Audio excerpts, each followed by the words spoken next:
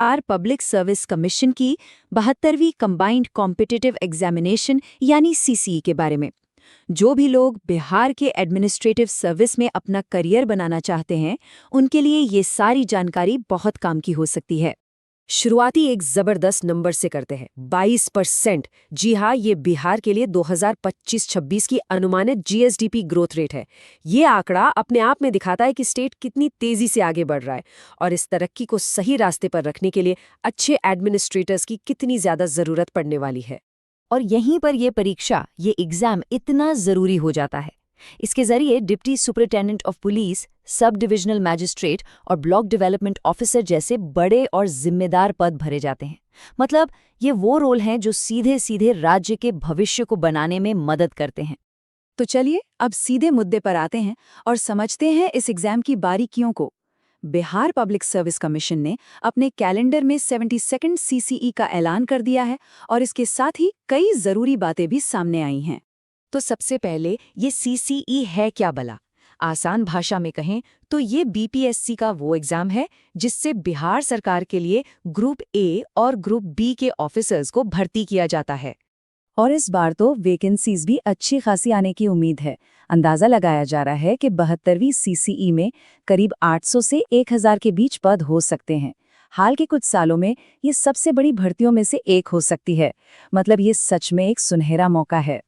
तो ठीक है, इन पोस्ट तक पहुंचने का रास्ता कैसा है? ये एक 3 स्टेज का प्रोसेस है। एक ऐसी चुनौती जिसके हर पड़ाव को पार करना होता है। तो ये 3 स्टेज हैं। पहला, प्रीलिम्स एग्जाम या पीटी। इसे एक तरह का फिल्टर समझिए जो भीड़ को कम करता है। जो इसे क्लियर करते हैं वो जाते हैं दूसरे स्टेज में यानी मेंस एग्जाम, और जो मेंस में भी सफल होते हैं उन्हें फाइनल स्टेज यानी इंटरव्यू के लिए बुलाया जाता है। अब प्रीलिम्स और मेंस के बीच का जो फर्क है ना, उससे समझना तैयारी के लिए सबसे ज्यादा जरूरी है। प्रीलिम्स 150 नंबर का ऑब्जेक्टिव पेपर है, मतलब बस टिक करना है। ये सिर्फ क्वालिफाइंग है, इसके मार्क्स फाइनल मेरिट में नहीं जुड़ते। पर हाँ, इसमें 1/3 की नेगेटिव मार्किंग होती है।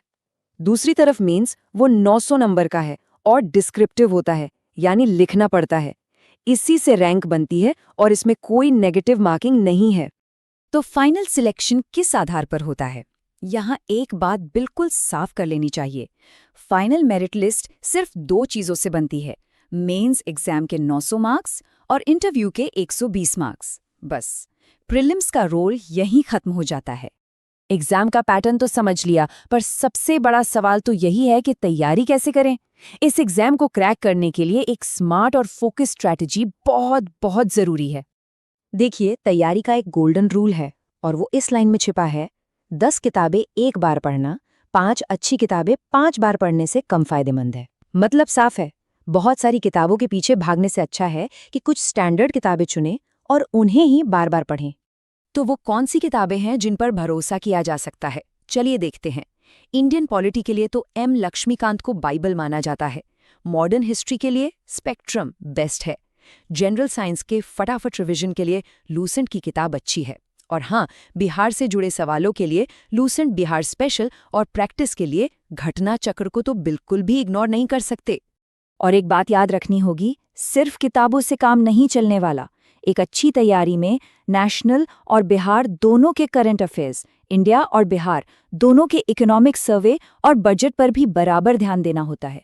और सबसे जरूरी, सिलेबस के अंदर रहते हुए लगातार एमसीक्यू प्रैक्टिस करते रहना, यही सफलता की कुंजी है।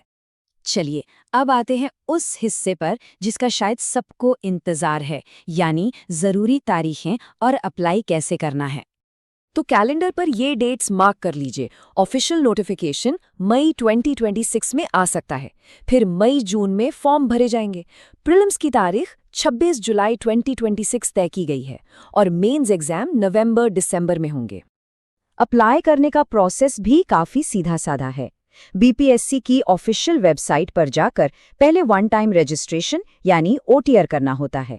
फिर अपनी यूजर आईडी और पासवर्ड से लॉगिन करके फॉर्म भरना है, फीस जमा करनी है और आखिर में फोटो साइन अपलोड करके सबमिट कर देना है। हाँ, अप्लाई करने से पहले ये भी देख लेना जरूरी है कि कौन कौन इसके लिए एलिजिबल है। किसी भी मान्यता प्राप्त यूनिवर्सिटी से ग्रेजुएशन जरूरी है। जनरल मेल कैंडिडेट्स के लिए उम्र की ऊपरी सीमा 37 इयर्स है। वैसे तो कोई भी भारतीय नागरिक ये परीक्षा दे सकता है, पर रिजर्वेशन का फायदा सिर्फ बिहार के निवासियों को ही मिलेगा। तो ये थी BPSC 72वीं CCE से जुड़ी सारी जरूरी जानकारी। इसे सिर्फ एक नोटिफिकेशन की तरह नहीं, बल्कि तैयारी के एक सफर की शुरुआत के तौर पर देखना चाहिए।